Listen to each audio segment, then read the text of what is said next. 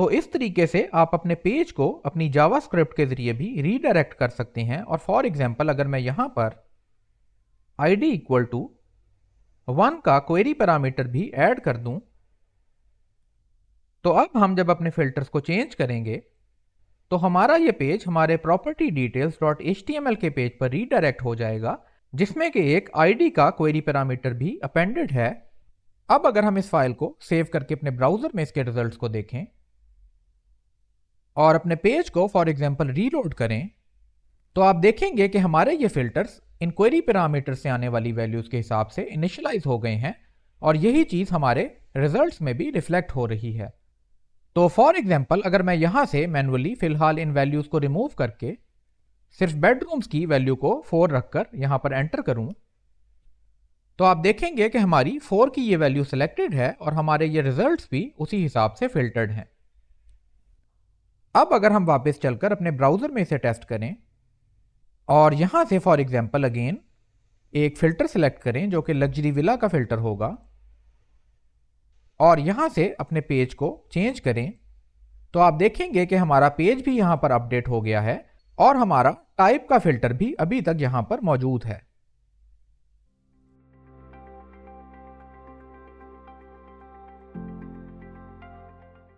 अस्सलामुअलैकुम दोस्तों, मेरा नाम सलमान है और आप देख रहे हैं प्रैक्टिकल डेव। अपनी जावास्क्रिप्ट फॉर बिगिनर सीरीज के लास्ट लेसन में हमने क्वेरी पैरामीटर्स को यूज करके अपने पेजिनेशन के फीचर को बेहतर और परसिस्टेंट बनाने पर काम किया था। इस लेसन में हम ये सेम काम अपने फिल्टर्स के फीचर के साथ करेंगे और इसी प्रोसेस में ये देखेंगे कि हम अपने यूजर को किस तरीके से प्रोग्रामेटिकली किसी पेज पर रीडायरेक्ट कर सकते हैं। तो चलिए चलते हैं अपनी स्क्रीन की तरफ और इस काम को स्टार्ट करते हैं। सबसे पहले अपनी कन्वेंशन को फॉलो करते हुए हम अपने इस लास्ट चैप्टर की इन फाइल्स की एक कॉपी बना लेते हैं और इसे रीनेम करके 26 कर लेते हैं। नेक्स्ट हम इस फोल्डर को अपने एडिटर में ओपन करेंगे और अपनी index.html फाइल को VS कोड के लाइव सर्वर के जरिए अपने ब्राउजर में ओपन करेंगे। अपने लास्ट चैप्टर में हमने ये देखा था कि किस तरीके से हम अपने पेज नंबर को अपने क्वेरी पैरामीटर्स के जरिए एक्सेप्ट कर सकते हैं और उस वैल्यू को यूज करके अपने रेलेवेंट आइटम्स को इस पेज पर रेंडर करवा सकते हैं। इसके साथ ही हमने अपने इन नेविगेशन लिंक्स को अपडेट किया था और अब इन नेविगेशन लिंक्स के href की वैल्यू हमारा ये index.html का सेम पेज ही है, लेकिन इसके आगे हमने पेज का ये क्वेरी पैरामीटर अपेंड कर दिया है। तो अब हम इनमें से किसी लिंक को क्लिक करें तो ये हमें हमारे रेलेवेंट पेज पर ले जाएगा।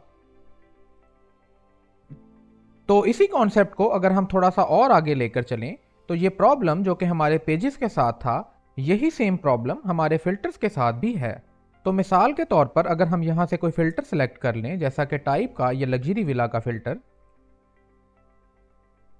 और किसी वजह से हमारा ये पेज रिफ्रेश हो जाए,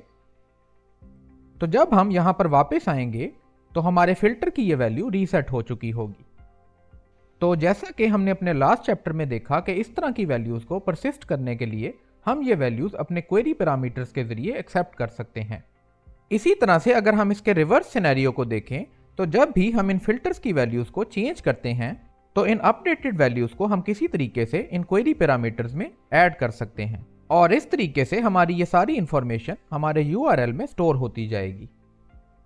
अब इस काम को करने के लिए जो अप्रोच हम यूज करेंगे वो हमारे एंकर एलिमेंट से मिलती जुलती एक अप्रोच होगी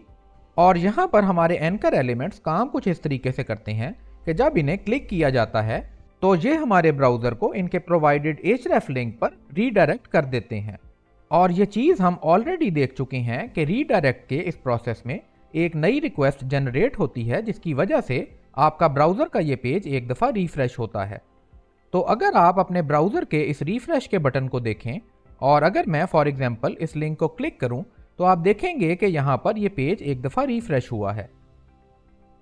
अब हमारी जावास्क्रिप्ट की इस एप्लीकेशन में इस पेज के रिफ्रेश होने की अपनी इम्प्लीकेशंस हैं, जिन्हें कि हम आगे चलकर देखेंगे, लेकिन फिलहाल हम यहां पर कुछ ऐसा ही काम करेंगे कि इन फिल्टर्स के चेंज होने पर अपने पेज को रीडायरेक्ट करेंगे और जिस लिंक पर हम इसे रीडायरेक्ट करेंगे उस लिंक के क्वेरी पैरामीटर्स में ये वैल्यू एडेड होगी। अब यहाँ पर अगला क्वेश्चन ये बनता है कि हम इन फिल्टर्स के चेंज होने पर अपने पेज को रीडायरेक्ट कैसे करेंगे, क्योंकि हमारी फिल्टर की ये फील्ड्स इनपुट फील्ड्स हैं और ये एंकर एलिमेंट्स नहीं हैं। तो इसका आंसर ये है कि जिस तरह से आपका पेज एक एंकर एलिमेंट को क्लिक करने पर रीडायरेक्ट हो जाता है, इसी तरह से आप जावास्क्रिप्ट के जरिए प्रोग्रामेटिकली भी अपने ब्राउजर को किसी लिंक पर रीडायरेक्ट कर सकते हैं। इस काम को करने के लिए हम वापस चलते हैं अपने कोड की तरफ और यहां से अपनी प्रॉपर्टी filters.js फाइल को ओपन कर लेते हैं। अब क्योंकि हम अपने फिल्टर्स के चेंज होने पर अपने पेज को रीडायरेक्ट करना चाहते हैं, तो हम यहां पर अपने हैंडल फिल्टर फील्ड इनपुट के इस इवेंट लिस्नर में चलेंगे। तो यहां पर सबसे पहले अगर हम अपने विंडो के ग्लोबल ऑब्जेक्ट को एक्सेस करें और इसके ऊपर मौजूद लोकेशन की प्रॉपर्टी को एक्सेस करें और इस लोकेशन के ऑब्जेक्ट के ऊपर मौजूद href की प्रॉपर्टी को रीसेट कर दें, फॉर एग्जाम्पल प्रॉपर्टी details.html पर, और अब इस फाइल को सेव करके अपने ब्राउजर में इसका इफेक्ट देखें, तो आप देखेंगे कि जब मैं इनमें से किसी फिल्टर की वैल्यू को चेंज करूंगा तो हमारा ये पेज हमारे प्रॉपर्टी details.html पेज पर रीडायरेक्ट हो जाएगा। तो इस तरीके से आप अपने पेज को अपनी जावास्क्रिप्ट के जरिए भी रीडायरेक्ट कर सकते हैं। और फॉर एग्जांपल अगर मैं यहां पर id इक्वल टू 1 का क्वेरी पैरामीटर भी ऐड कर दूं, तो अब हम जब अपने फिल्टर्स को चेंज करेंगे तो हमारा ये पेज हमारे प्रॉपर्टी details.html के पेज पर रीडायरेक्ट हो जाएगा, जिसमें कि एक id का क्वेरी पैरामीटर भी अपेंडेड है और इसकी वजह से हमारी 1 की id रखने वाली प्रॉपर्टी की डिटेल्स यहां पर डिस्प्ले हो जाएंगी। तो इस तरीके से हम अपने ब्राउजर को किसी नए URL पर रीडायरेक्ट कर सकते हैं। लेकिन इस वक्त जिस चीज में हम इंटरेस्टेड हैं वो ये कि हम सिर्फ अपने करंट पेज के क्वेरी पैरामीटर्स को मॉडिफाई करना चाहते हैं। तो इस काम को करने के लिए हम यहां पर एक नया वेरिएबल क्रिएट कर सकते हैं जो कि हमारे क्वेरी पैरामीटर्स का एक ऑब्जेक्ट होगा और इसका नाम हम फिलहाल सर्च पैरम्स रख सकते हैं। और ये ऑब्जेक्ट क्रिएट करने के लिए हम URL सर्च पैरम्स का कंस्ट्रक्टर फंक्शन यूज करेंगे। और अगर आप रिकॉल करें और हम अपने pagination.js पेज में चलें, तो ये वो सेम कंस्ट्रक्टर फंक्शन है जिसे कि हमने अपने URL से क्वेरी पैरामीटर्स की वैल्यूज को गेट करने के लिए यूज किया था। तो हम यहां पर इस URL सर्च पैरम्स टाइप का एक नया ऑब्जेक्ट क्रिएट करेंगे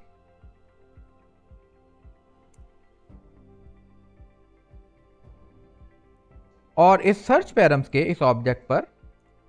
सेट के एक मेथड को कॉल करेंगे जिसमें के 2 आर्ग्यूमेंट्स पास होंगे। इसमें से पहला आर्ग्यूमेंट हमारे इस क्वेरी पैरामीटर का नेम होगा, जिसके लिए हम फिलहाल अपने फिल्टर का नेम ही यूज कर सकते हैं। इसका सेकंड आर्ग्यूमेंट इस क्वेरी पैरामीटर की वैल्यू होगा, जिसके लिए अगेन हम अपने फिल्टर की वैल्यू को यूज कर सकते हैं। अब यहां पर अगर हम एक लॉग स्टेटमेंट लिख लें और इसमें अपने सर्च पैरम्स के इस ऑब्जेक्ट के ऊपर toString का एक मेथड कॉल करें और इसे टेस्ट करने के लिए फिलहाल इस रीडायरेक्ट स्टेटमेंट को कमेंट कर दें, तो अब आप देखेंगे कि जब हम इन फिल्टर्स की वैल्यूज को चेंज करेंगे तो हमारे पास ये क्वेरी पैरामीटर एक स्ट्रिंग की फॉर्म में यहां पर लॉग हो रहा है। अब अगर हम वापस अपने कोड में चलें तो यहां पर हम अपने पेज को अपने index.html पेज पर रीडायरेक्ट कर सकते हैं और इस क्वेरी स्ट्रिंग की जगह पर अपने सर्च पैरामीटर्स को यूज कर सकते हैं। तो इसको आसान बनाने के लिए हम इस स्ट्रिंग को एक टेम्पलेट स्ट्रिंग में कन्वर्ट कर लेते हैं और यहां पर इंटरपोलेशन के जरिए search params dot to string की इस फंक्शन कॉल को पास कर देते हैं। अब अगर हम इस वैल्यू को चेंज करके देखें तो आप देखेंगे कि हमारा पेज index.html पेज पर रीडायरेक्ट हुआ है, जिसमें हमारा bathrooms इक्वल टू 1 का ये क्वेरी पैरामीटर अपेंडेड है। इसी तरह से अगर हम bedrooms की इस वैल्यू को चेंज करें तो आप देखेंगे कि यहां पर bedrooms इक्वल टू 1 का क्वेरी पैरामीटर ऐड हो गया है। अब यहां पर जो काम हम कर रहे हैं वो ये कि window.location.href की प्रॉपर्टी को कंप्लीटली रीसेट कर रहे हैं और अगर आप नोट करें तो यहाँ पर जिस पेज पर हम इसे रीडायरेक्ट कर रहे हैं वो हमारा करंट पेज ही है। तो बेसिकली हमारा एक्चुअल ऑब्जेक्टिव यहाँ पर सिर्फ सर्च पैरामीटर्स को चेंज करना है और अपने पेज को चेंज नहीं करना। तो इस काम को करने के लिए हम window.location.href की प्रॉपर्टी की जगह पर window.location.search की प्रॉपर्टी की वैल्यू को रीसेट कर सकते हैं और इसकी वैल्यू के तौर पर अपनी सर्च params.toString की इस कॉल को पास कर सकते हैं। अब अगर हम अपने फिल्टर्स की इस वैल्यू को चेंज करें तो आप देखेंगे कि अभी भी हमारे पास सेम रिजल्ट्स यहां पर आ रहे हैं। अब यहां पर नेक्स्ट प्रॉब्लम जिसे हम टैकल करेंगे वो ये है कि इस वक्त अगर मैं इनमें से एक फिल्टर की वैल्यू को चेंज करूं, फॉर एग्जांपल बाथरूम्स, तो इसकी वैल्यू हमारे क्वेरी पैरामीटर्स में ऐड हो गई है। अब अगर मैं किसी और फिल्टर को चेंज करूं, मिसाल के तौर पर बेडरूम्स, तो आप नोट करेंगे कि यहां से बाथरूम्स इक्वल टू 1 का वो फिल्टर गायब हो गया है और उसकी जगह पर बेडरूम्स इक्वल टू 1 का ये फिल्टर आ गया है। इसकी वजह यह है कि अगर हम अपने कोड में देखें तो इस वक्त हम एक नया सर्च पैरामीटर्स का ऑब्जेक्ट क्रिएट कर रहे हैं और उसके ऊपर इस फिल्टर की वैल्यू को सेट कर रहे हैं। नेक्स्ट हम इस लोकेशन डॉट सर्च की प्रॉपर्टी की वैल्यू को अपने नए सर्च पैरामीटर्स के इक्वल सेट कर रहे हैं और इसी वजह से हमारी एग्जिस्टिंग क्वेरी स्ट्रिंग की वैल्यूज यहां पर रीसेट हो जाती हैं। हमारा एक्चुअल ऑब्जेक्टिव यहां पर यह है कि किसी भी फिल्टर के चेंज होने पर हमारे एग्जिस्टिंग क्वेरी पैरामीटर्स डिस्टर्ब ना हो और सिर्फ इस स्पेसिफिक फिल्टर की वैल्यू हमारी क्वेरी स्ट्रिंग में अपडेट हो जाए। तो इस काम को करने के लिए हम अपने URL सर्च पैरम्स के इस कंस्ट्रक्टर को कॉल करते वक्त इसके आर्ग्यूमेंट्स में अपनी एग्जिस्टिंग लोकेशन डॉट सर्च की वैल्यू पास कर सकते हैं और जब ये ऑब्जेक्ट कंस्ट्रक्ट होगा तो इसमें एग्जिस्टिंग क्वेरी पैरामीटर्स की वैल्यूज ऑलरेडी सेट होंगी। उसके बाद हम अपने करंट फिल्टर के लिए इसकी वैल्यू को अपडेट करेंगे और अपनी window.location.search की प्रॉपर्टी को रीसेट कर देंगे। तो अब अगर हम इसे सेव करके अपने ब्राउजर में देखें और अपनी फॉर एग्जांपल बाथरूम्स की वैल्यू को चेंज करें तो आप देखेंगे कि यहाँ पर बेडरूम्स की पुरानी वैल्यू यहीं पर रही और इसके साथ ही बाथरूम्स की ये वैल्यू ऐड हो गई। इसी तरीके से अगर हम बाथरूम्स की वैल्यू को फर्दर थोड़ा सा चेंज करें तो आप देखेंगे कि यहां पर बाथरूम्स की ये वैल्यू अपडेट हो गई है। अब एक चीज जो आपने यहां पर नोटिस की होगी वो ये कि जैसे ही हम इन फिल्टर्स की वैल्यू को थोड़ा सा चेंज करते हैं तो हमारा ये पेज रीलोड हो जाता है और उसकी वजह यह है कि हम अपने इन इनपुट फील्ड एलिमेंट्स के ऊपर इनपुट के इवेंट को लिसन कर रहे हैं और जैसे ही हम इस वैल्यू को थोड़ा सा चेंज करते हैं इनपुट का ये इवेंट फायर हो जाता है। ये इवेंट हमारे इस इवेंट लिसनर को कॉल करता है और ये इवेंट लिसनर आगे चलकर हमारी window.location.search की प्रॉपर्टी को रीसेट कर देता है। अब जैसा कि हमने पहले डिस्कस किया कि window.location.href और location.search की ये प्रॉपर्टीज हमारे ब्राउजर को रीडायरेक्ट कर देती हैं और उसके नतीजे में हमारा पेज एक दफ़ा फिर से रीलोड हो जाता है। इसके साथ ही जब हमारा ये पेज रीलोड होता है तो एक तरीके से हमारी ये एप्लीकेशन रीस्टार्ट या रीबूट होती है और यहाँ ऊपर हमारे इन फिल्टर्स की वैल्यूज दोबारा से इनिशियलाइज होती हैं। इसीलिए अगर हम वापस चलकर अपने ब्राउजर में देखें तो आप देखेंगे कि जब हम इन फिल्टर्स की वैल्यूज को चेंज करते हैं तो इस पेज के रीलोड होते ही हमारे फिल्टर्स की ये वैल्यूज यहाँ पर रीसेट हो जाती हैं। तो अगर हम अपने एग्जिस्टिंग कोड को यूजेबल बनाना चाहते हैं तो सबसे पहला काम जो हम यहाँ पर कर सकते हैं वो ये कि अपनी इन फील्ड्स के इनपुट के इवेंट पर इन क्वेरी पैरामीटर्स को यहाँ पुश करने की बजाय किसी लेस फ्रीक्वेंट इवेंट को इस काम के लिए यूज करें। और हम ये जानते हैं कि हमारे पास इनपुट की तरह चेंज का एक इवेंट होता है जो कि तब फायर होता है जब हम अपनी इस इनपुट फील्ड का फोकस लूज करते हैं। तो इस क्वेरी पैरामीटर्स को पुश करने के लॉजिक के लिए हम इनपुट की जगह पर चेंज के इवेंट का यूज कर सकते हैं और इस तरह से इस वैल्यू के चेंज होते ही हमारा पेज रीडायरेक्ट नहीं होगा बल्कि इस इनपुट के फोकस आउट होने के बाद हमारा पेज रीडायरेक्ट होगा। तो हम वापस चलते हैं अपने कोड की तरफ और यहाँ अपने बाइंड फिल्टर चेंज इवेंट्स के फंक्शन में आकर जहां पर हम ये सारे इनपुट इवेंट्स ऐड कर रहे हैं इन इनपुट फील्ड्स के ऊपर कुछ चेंज के इवेंट लिसनर्स ऐड करते हैं। तो यहाँ पर सबसे पहले अपनी मैक्स एरिया इनपुट फील्ड के ऊपर हम ऑन चेंज का इवेंट सेट करेंगे जिसके लिए हम एक नया इवेंट हैंडलर क्रिएट करेंगे। तो हम यहाँ नीचे आकर अपने इसी इवेंट हैंडलर को कॉपी करके इसका नाम हैंडल फिल्टर फील्ड चेंज कर लेते हैं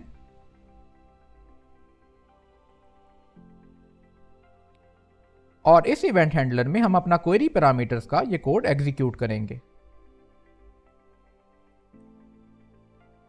नेक्स्ट हम अपने हैंडल फिल्टर फील्ड इनपुट के इस इवेंट से इन लाइंस को रिमूव कर देते हैं। अब हम इसी तरीके से ऊपर आकर इन बाकी की इनपुट फील्ड्स पर भी ऑन चेंज का ये इवेंट ऐड करेंगे। तो अपनी बेडरूम्स की इस फील्ड के लिए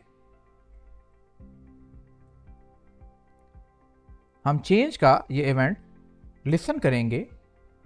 और इसके इवेंट हैंडलर में हम अपना चेंज का इवेंट हैंडलर यूज करेंगे। यही सेम काम हम अपनी बाकी की फील्ड्स के लिए भी कर सकते हैं।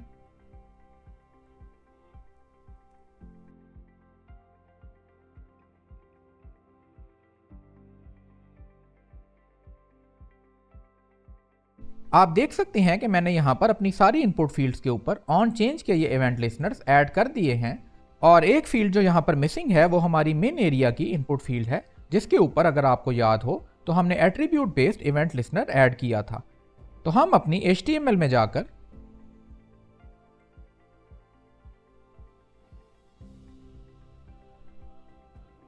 अपनी मेन एरिया की इनपुट फील्ड पर भी ये इवेंट लिसनर ऐड करेंगे।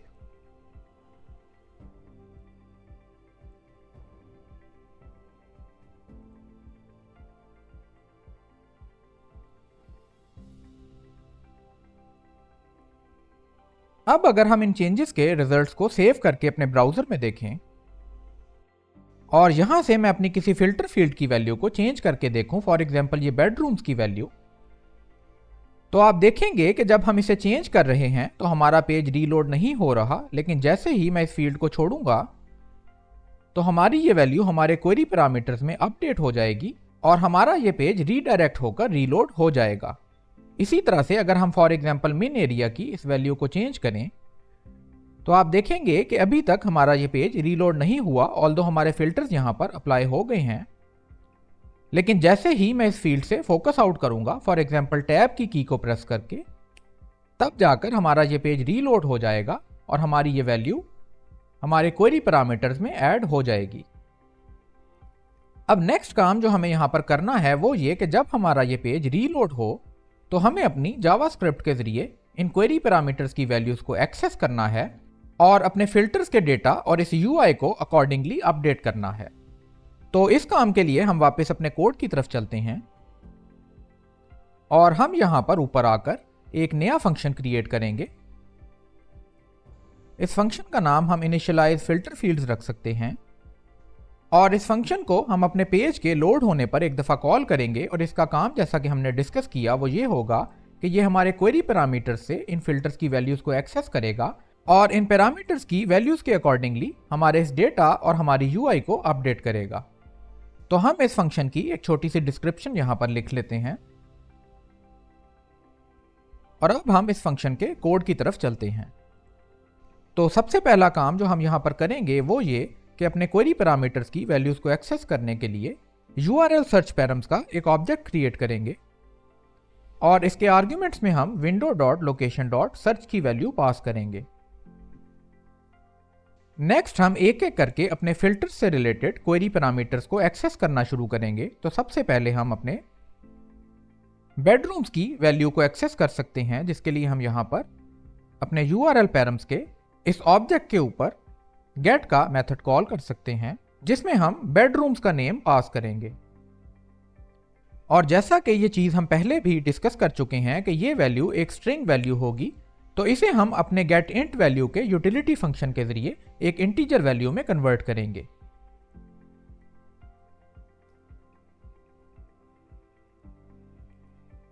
इसी पैटर्न को फॉलो करते हुए हम अपने बाकी के क्वेरी पैरामीटर्स की वैल्यूज को भी यहां पर एक्सेस करेंगे। आप देख सकते हैं कि हमने यहां पर अपने बाकी के क्वेरी पैरामीटर्स को भी एक्सेस कर लिया है और इनकी वैल्यूज को डिफरेंट वेरिएबल्स में स्टोर करवा लिया है। यहां पर अपनी इंटीजर टाइप की इन वैल्यूज के लिए हम एक ही काम करेंगे और वो काम ये है कि हम अपनी इन वैल्यूज को गेट करेंगे और इन्हें इंटीजर वैल्यूज में कन्वर्ट करेंगे। और अगर फॉर एग्जांपल हमें इनमें से कोई वैल्यू अपने क्वेरी पैरामीटर्स में नहीं मिलती तो उसके लिए हम यहां पर एक डिफॉल्ट वैल्यू पास कर सकते हैं। और इस डिफ़ॉल्ट वैल्यू के लिए हम अपने डिफ़ॉल्ट फ़िल्टर वैल्यूज़ के ऑब्जेक्ट को यूज़ करेंगे और इसमें से रेलेवेंट फ़िल्टर को सिलेक्ट करेंगे।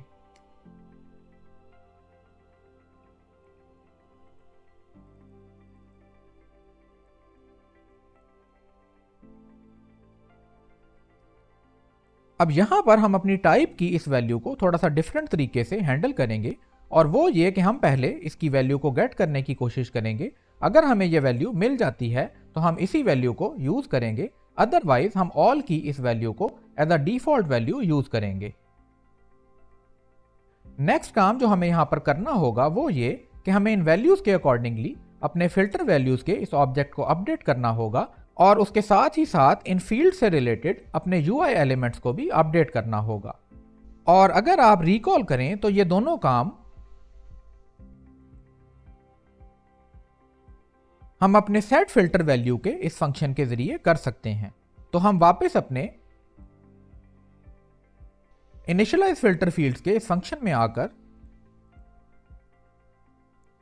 अपनी हर फिल्टर फील्ड के लिए इस फंक्शन को कॉल करेंगे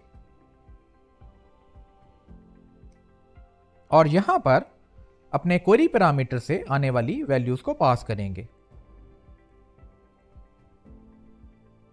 यही काम हम अपनी बाकी की फील्ड्स के लिए भी करेंगे।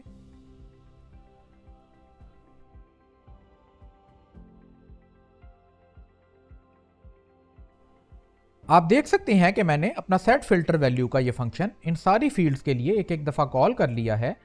और एक फाइनल काम जो हमें यहां पर करना होगा वो ये कि अपने पेज के लोड होने पर इनिशियलाइज फिल्टर फील्ड्स के इस फंक्शन को कॉल करना होगा। तो हम यहां पर रूट लेवल पर इस फंक्शन को कॉल कर लेते हैं। अब अगर हम इस फाइल को सेव करके अपने ब्राउजर में इसके रिजल्ट्स को देखें और अपने पेज को फॉर एग्जांपल रीलोड करें, तो आप देखेंगे कि हमारे ये फिल्टर्स इन क्वेरी पैरामीटर से आने वाली वैल्यूज के हिसाब से इनिशियलाइज हो गए हैं, और यही चीज हमारे रिजल्ट्स में भी रिफ्लेक्ट हो रही है। तो फॉर एग्जांपल अगर मैं यहां से मैन्युअली फिलहाल इन वैल्यूज को रिमूव करके सिर्फ बेडरूम्स की वैल्यू को 4 रखकर यहां पर एंटर करूं,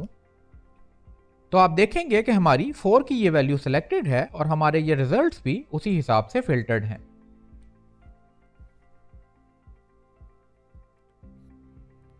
इसी तरीके से अब अगर हम इस फिल्टर की वैल्यू को चेंज करें, फॉर एग्जांपल अगर हम इसे 0 पर ले जाएं, तो आप देखेंगे कि ये पेज रीलोड होने के बाद इस फिल्टर चेंज के रिजल्ट्स हमें हमारे लिस्टिंग सेक्शन में नजर आ रहे हैं। नेक्स्ट काम जो हमें यहां पर करना पड़ेगा वो ये कि अपनी रीसेट की इस फंक्शनैलिटी को भी थोड़ा सा अपडेट करना पड़ेगा। इस वक्त फॉर एग्जांपल अगर हम बेडरूम्स के इस फिल्टर को चेंज करें और इसको रीसेट करें, तो आप देखेंगे कि इसकी वैल्यू हमारे क्वेरी पैरामीटर्स में पुश नहीं हुई और इसी वजह से हमारा पेज भी रीडायरेक्ट नहीं हुआ। तो हम वापस चलते हैं अपने कोड की तरफ। तो अगर आप रिकॉल करें तो हमने अपनी प्रॉपर्टी फिल्टर्स .js फाइल में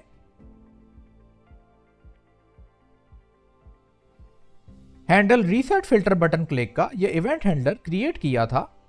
तो अब हम इसी फंक्शन में अपनी रीडायरेक्ट की फंक्शनैलिटी को लिख सकते हैं, और उसके लिए हम यहां से इस कोड को कॉपी कर लेते हैं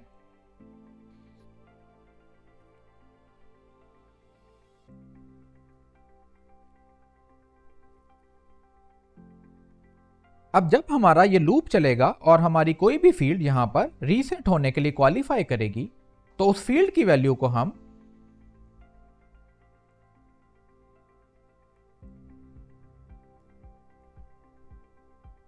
डिलीट के फंक्शन के जरिए अपने सर्च पैरम्स के इस ऑब्जेक्ट से डिलीट कर देंगे।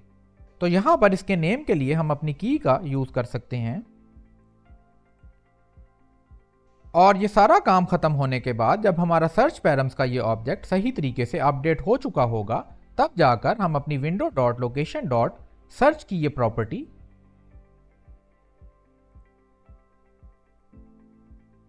इस लूप के बाद यहां सेट करेंगे। तो अब अगर इस फाइल को सेव करके हम इसके रिजल्ट को अपने ब्राउजर में देखें और यहां से फॉर एग्जांपल बेडरूम्स के इस फिल्टर को रीसेट करें,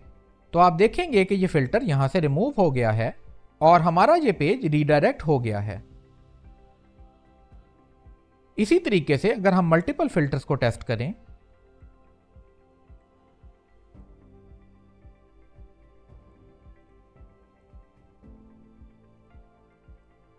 और यहां से रीसेट ऑल के इस बटन को क्लिक करें,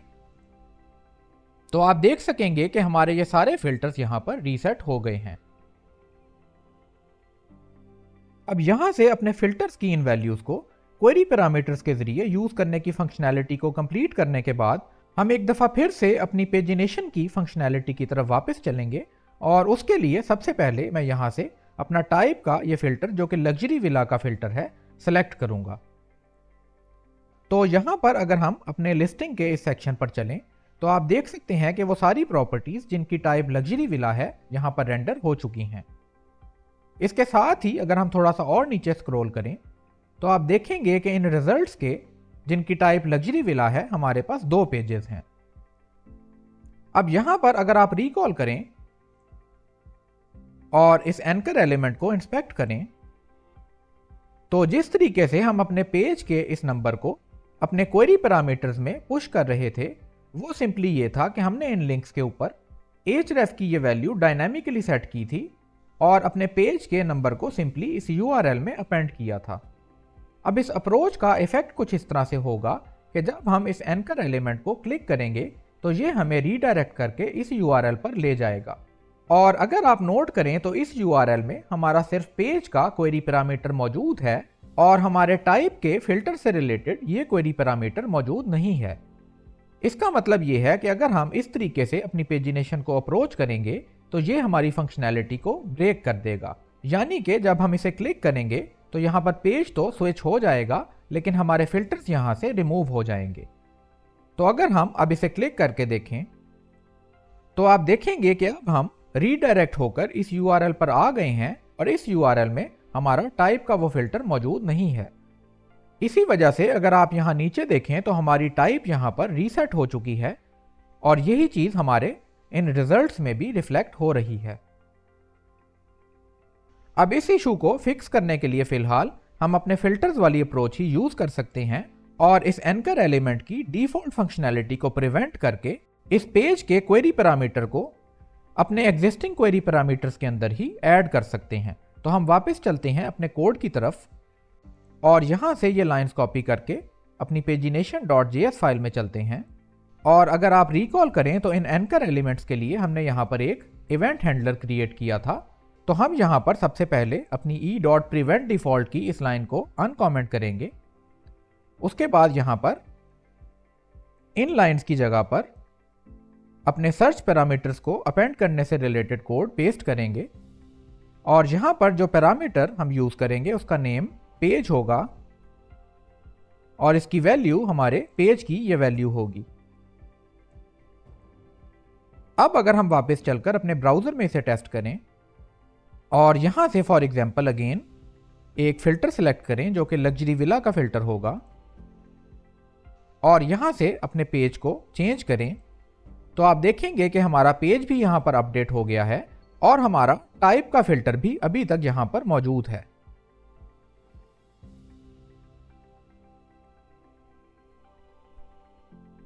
नेक्स्ट काम जो हम अपने कोड को थोड़ा बेहतर करने के लिए करेंगे वो ये कि इस फंक्शनैलिटी को हम बार बार यूज करते आ रहे हैं, तो इसके लिए हम एक यूटिलिटी फंक्शन क्रिएट करेंगे और इस यूटिलिटी फंक्शन का मकसद हमारे क्वेरी पैरामीटर्स में कुछ नई वैल्यूज पुश या अपडेट करना होगा। इस फंक्शन को हम अपनी utils.js फाइल में क्रिएट करेंगे। तो हम यहां पर एक नया फंक्शन क्रिएट कर लेते हैं। इस फंक्शन का नाम हम पुश क्वेरी पैरम्स रखेंगे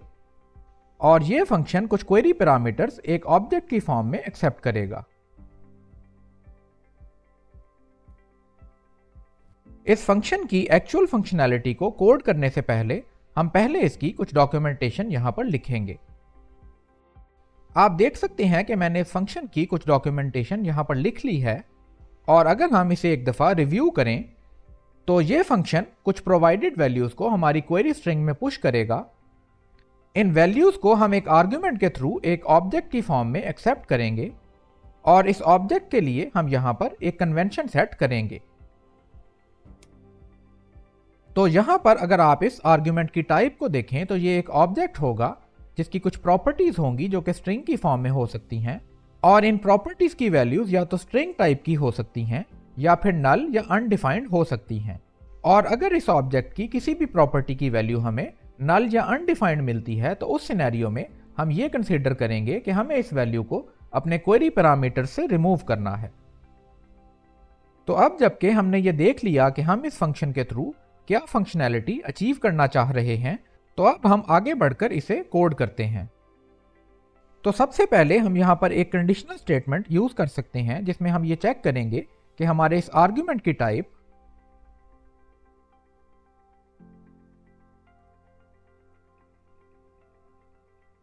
ऑब्जेक्ट होनी चाहिए,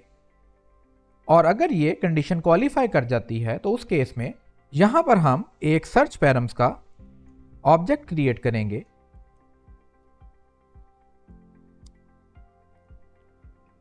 इस कंस्ट्रक्टर के आर्ग्यूमेंट्स में हम पहले की तरह window dot location dot search की वैल्यू पास करेंगे, और इसकी वजह से हमें हमारे इस ऑब्जेक्ट में करंट क्वेरी पैरामीटर्स मिल जाएंगे। अब हम अपने आर्ग्यूमेंट से आने वाले इन पैरामीटर्स के ऊपर लूप कर सकते हैं, और उसका तरीका हम ऑलरेडी देख चुके हैं कि हम ऑब्जेक्ट डॉट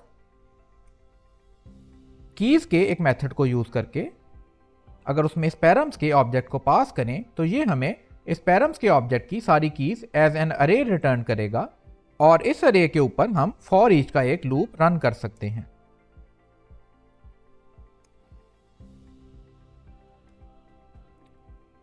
इस लूप में मिलने वाली हर वैल्यू को हम की का नेम दे सकते हैं,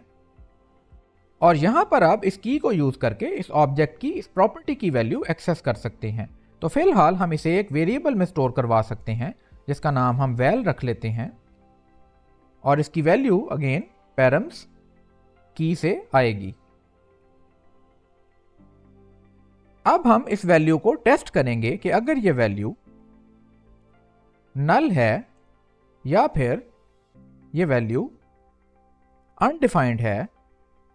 तो उस सिनेरियो में हम अपने सर्च पैरम्स में से इस प्रॉपर्टी को डिलीट कर देंगे। अदरवाइज अगर ये वैल्यू एक वैलिड स्ट्रिंग है तो उस केस में हम एक एल्स ब्लॉक ओपन कर सकते हैं, और इस सिनेरियो में हम अपने सर्च पैरम्स में सेट के मेथड के जरिए इस वैल्यू को ऐड कर सकते हैं। तो हम यहां पर इसके नेम के लिए इसकी की को पास करेंगे और वैल्यू के लिए वैल के वेरिएबल को यूज करेंगे। अब फाइनली इस लूप के खत्म होने के बाद हम अपनी window dot location dot search की प्रॉपर्टी को एक वैल्यू दे सकते हैं, और वो वैल्यू हमारे सर्च पैरम्स की स्ट्रिंग वैल्यू होगी। तो यहां पर आके हमारे इस यूटिलिटी फंक्शन की बेसिक फंक्शनैलिटी कंप्लीट हो गई है। इस फंक्शन में अभी भी इंप्रूवमेंट का कुछ रूम है, लेकिन उसकी तरफ हम बाद में आएंगे। फिलहाल हम ये देखते हैं कि हम इस फंक्शन को अपने कोड में कैसे यूज कर सकते हैं। तो सबसे पहले हम अपनी property filters dot JS file में चलते हैं, और यहां पर स्क्रॉल करके अपने हैंडल फिल्टर फील्ड चेंज के इस फंक्शन पर आ जाते हैं।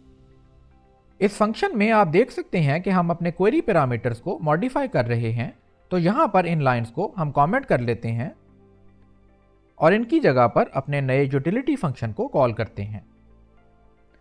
इसके आर्गुमेंट में हम एक ऑब्जेक्ट पास करेंगे, और इसकी प्रॉपर्टी के लिए हम अपनी e.target.name की वैल्यू का यूज करेंगे। लेकिन क्योंकि ये एक स्ट्रिंग वैल्यू है, तो एक स्ट्रिंग वैल्यू को एक ऑब्जेक्ट की प्रॉपर्टी के नेम के तौर पर यूज करने के लिए हम स्क्वायर ब्रैकेट्स का यूज कर सकते हैं। तो हम यहां पर स्क्वायर ब्रैकेट्स ओपन करेंगे और इनके दरमियान में ये स्ट्रिंग वैल्यू पास करेंगे, और इस तरीके से ये हमारे इस ऑब्जेक्ट की प्रॉपर्टी का नेम बन जाएगी। इस प्रॉपर्टी को हम एक वैल्यू देंगे, और ये वैल्यू हमारी e.target.value की प्रॉपर्टी से आएगी। अब हम इस फाइल को सेव करके इसके रिजल्ट्स को अपने ब्राउजर में चलकर देखते हैं। और अब फॉर एग्जांपल अगर मैं अपने बेडरूम्स के फिल्टर को अपडेट करूं, तो आप देखेंगे कि ये पहले की तरह ही काम कर रहा है। नेक्स्ट हम अपनी रीसेट की फंक्शनैलिटी में चलते हैं और यहां पर क्योंकि हमें एक ही वक्त में एक से ज्यादा क्वेरी पैरामीटर्स को अपडेट करना पड़ सकता है, तो हम यहां पर इस सर्च पैरम्स को एक सिंपल ऑब्जेक्ट बना लेते हैं और जब भी हमारा कोई फिल्टर इस लूप के अंदर रीसेट होने के लिए क्वालिफाई करेगा, तो हम इस सर्च पैरम्स के ऑब्जेक्ट पर उस फिल्टर के नेम की प्रॉपर्टी को नल या अनडिफाइंड के इक्वल सेट करेंगे। और जैसा कि हम जानते हैं कि जब भी हमारे किसी सर्च पैरामीटर की वैल्यू यहां से नल जाएगी, तो हमारे पुश क्वेरी पैरम्स के इस फंक्शन में वो पैरामीटर हमारे क्वेरी पैरामीटर से डिलीट हो जाएगा। इस लूप के कंप्लीट होने के बाद हम यहां पर अपना पुश क्वेरी पैरम्स का ये फंक्शन कॉल कर सकते हैं और अपना सर्च पैरम्स का ये ऑब्जेक्ट यहां पर पास कर सकते हैं। अब आप देखेंगे कि जब भी हम किसी फील्ड को रीसेट करेंगे, तो उस फील्ड का क्वेरी पैरामीटर हमारे यूआरएल से सही तरीके से रिमूव हो जाएगा। इसी तरह अगर हम यहां से रीसेट ऑल के बटन को क्लिक करें, तो ये सारे क्वेरी पैरामीटर्स यहां से रिमूव हो जाएंगे।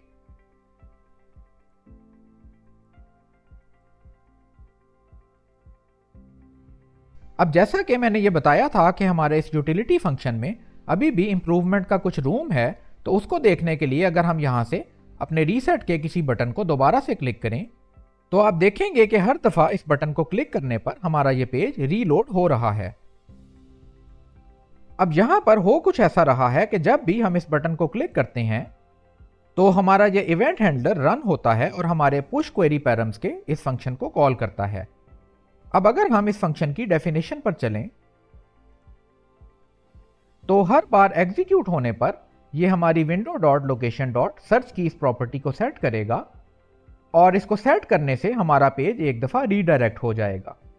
तो यहां पर फिलहाल ये चीज मैटर नहीं करती कि हमारे क्वेरी पैरामीटर्स में कोई चेंजेस आए हैं या नहीं। इस फंक्शन का काम हर हाल में हमारे पेज को रीडायरेक्ट करना है। अब इस बिहेवियर को ओवरकम करने के लिए हम यहां पर कुछ एडिशनल चेक्स इंट्रोड्यूस करा सकते हैं, जैसे कि फॉर एग्जांपल एक पैरामीटर को डिलीट करने से पहले हम ये चीज चेक कर सकते हैं कि क्या वो पैरामीटर ऑलरेडी हमारी क्वेरी स्ट्रिंग में एग्जिस्ट करता है या नहीं। और अगर ये पैरामीटर हमारी करंट क्वेरी स्ट्रिंग में एग्जिस्ट ही नहीं करता, तो हमें इसे फर्दर डिलीट करने की जरूरत नहीं है। तो हम ये चीज चेक करने के लिए यहां पर एक इफ स्टेटमेंट लिख सकते हैं, जिसमें कि हम चेक करेंगे कि अगर हमारे सर्च पैरम्स में ये पैरामीटर एग्जिस्ट करता है, जिसके लिए हम यहां पर नॉट इक्वल्स टू नल का चेक यूज कर सकते हैं। और अगर आप इस फंक्शन के ऊपर हवर करें, तो आप देखेंगे कि ये फंक्शन एक स्ट्रिंग या नल वैल्यू रिटर्न करता है। तो अगर इसे एक वैलिड वैल्यू हमारे क्वेरी पैरामीटर्स में मिल जाए, तो ये एक स्ट्रिंग वैल्यू रिटर्न करेगा, अदरवाइज ये नल की वैल्यू रिटर्न करेगा। तो यहां पर नल की वैल्यू का मतलब यह है कि हमें यह वैल्यू हमारे एग्जिस्टिंग पैरामीटर्स में नहीं मिली। लेकिन अगर इसका result not equal to null है, यानी कि ये एक स्ट्रिंग वैल्यू है, तो उस सिनेरियो में हम इसे डिलीट कर सकते हैं। इसी तरीके से जब हम एक पैरामीटर की वैल्यू को यहां पर सेट करेंगे, तो हम यहां पर एक एडिशनल चेक इंट्रोड्यूस करा सकते हैं, जो कि ये चेक करेगा कि अगर इस सेम पैरामीटर की वैल्यू हमारे पास एग्जिस्ट करती है और ये वैल्यू हमारी नई वैल्यू के इक्वल नहीं है, यानी कि ये एक अपडेटेड या चेंज्ड वैल्यू है, तो उस सिनेरियो में हम अपने इस क्वेरी पैरामीटर को सेट कर सकते हैं। अब ये दो एडिशनल इफ स्टेटमेंट्स लिखने के बाद हमारा कोड इस हद तक एफिशिएंट हो जाएगा कि ये अननेसेसरी चेंजेस हमारे सर्च पैरम्स के इस ऑब्जेक्ट पर नहीं करेगा। लेकिन हमारी ये window dot location dot search की ये प्रॉपर्टी अभी भी हर सूरत में रीसेट हो रही है। तो नेक्स्ट काम जो हमें यहां पर करना होगा वो ये कि इस स्टेटमेंट को भी कंडीशनली कॉल करना होगा, और वो कंडीशन कुछ इस तरह से काम करेगी कि अगर हमने अपने इस लूप के चलने के दौरान अपने सर्च पैरामीटर्स के इस ऑब्जेक्ट के ऊपर कोई वैलिड चेंज किया है, तो सिर्फ उस कंडीशन में हम अपनी लोकेशन डॉट सर्च की इस प्रॉपर्टी को सेट करेंगे। अब इस तरह के चेंजेस को ट्रैक करने के लिए नॉर्मली जो तरीका हम प्रोग्रामिंग में यूज करते हैं, वो एक बूलियन टाइप के फ्लैग वेरिएबल का यूज है।